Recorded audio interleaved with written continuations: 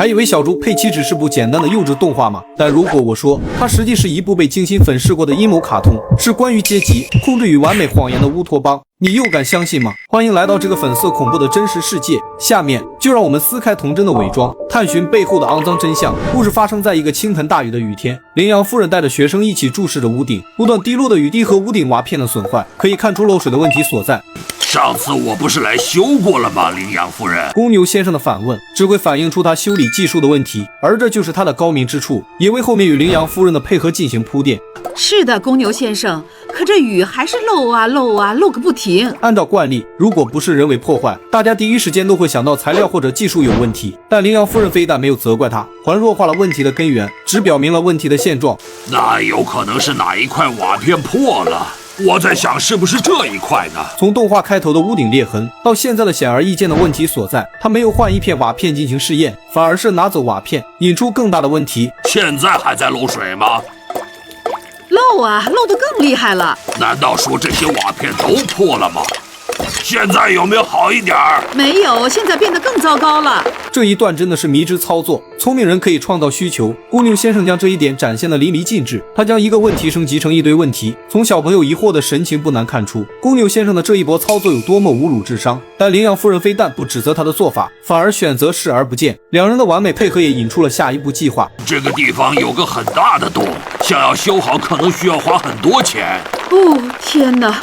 可我们要去什么地方筹钱来维修教室的屋顶呢？按照正常的逻辑思维，羚羊夫人应该尽量减少修缮的经费，在材料和公牛先生的技术上找问题，而他非但没有，还给大家引出了经费不够的问题。两人的一唱一和直接将问题抛向了学生。我爸爸曾经为慈善活动表演过跳伞，他从空中飘落下来，并且筹了很多的钱。一个学校装修的问题直接转变成家长如何买单的道德命题，他是如何将问题变成慈善的呢？可能是佩德罗在学校说过自己父亲慈善跳伞的伟大事迹，然后羚羊夫人在课堂上有意无意地传输过做慈善就是伟大事迹，家长为孩子的付出就是他们的义务，从而通过这次的屋顶漏水事件，让佩德罗再次提起父亲的事迹，引发其他小朋友的攀比欲。这真是个好主意，佩德罗。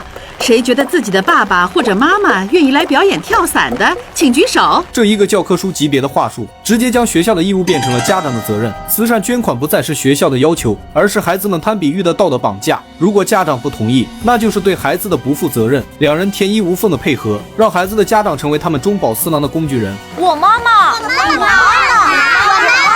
可我们只需要一位。小猪佩奇举手的瞬间，猪妈妈命运的齿轮已经开始转动。妈妈，今天我们学校的屋顶又漏水了。是吗，亲爱的？是的，羚羊夫人说这次修屋顶要花好多的钱呢。是啊，我想也是。从猪妈妈平静的表现来说，她始终认为这是学校的问题，而通过羚羊夫人引导，佩奇始终认为修缮学校是家长的责任。然后他就问谁的爸爸或妈妈愿意表演高空跳伞。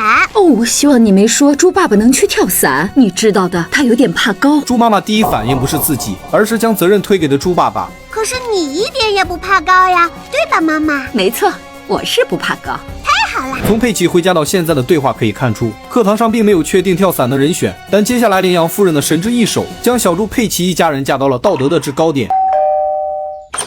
哦，谢谢你，猪妈妈，你能来为我们表演高空跳伞，真是太好了。什么？可是我从来没跳过。没问题的，别忘了，一切都是为了孩子们。突如其来的感谢，所有学生和家长的关注，还有那句一切为了孩子，这些看似偶然的巧合，都是羚羊夫人的精心策划，只为让猪妈妈有一个不能推脱的理由。猪妈妈那句我从来没跳过的迟疑，在一切为了孩子的压迫下瞬间崩塌，把孩子当成挡箭牌，让猪妈妈走进一个无法拒绝的局。这就是羚羊夫人的算计。我不确定自己是不是真的可以跳伞。这一切都是为了孩子们，猪妈妈。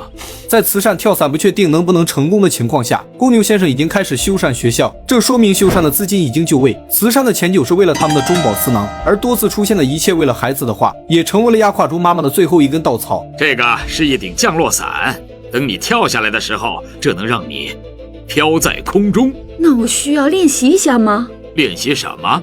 练习跳。你练吧。行了，你很有天赋。一个极其可笑的训练，外加你很有天赋的敷衍，把剧情再次推向了高潮。对于这个跳伞，我还是有点紧张，猪爸爸。没事的，猪妈妈，我会和你一起坐飞机的。祝你好运，妈妈。一场不熟悉的工作必然会有一个陪同的人，而这个人首当其冲的就是她的丈夫。这些偶然发生的事情也是羚羊夫人计划的一部分。我们现在离地面已经很……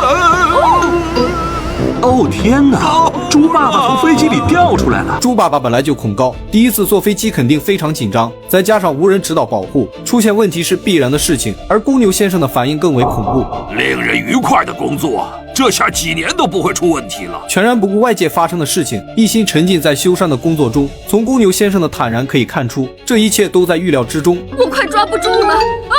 猪爸爸，猪爸爸没什么事吧？吼吼，我没事。没有工作被破坏的愤怒，反而出现了意料之中的淡然。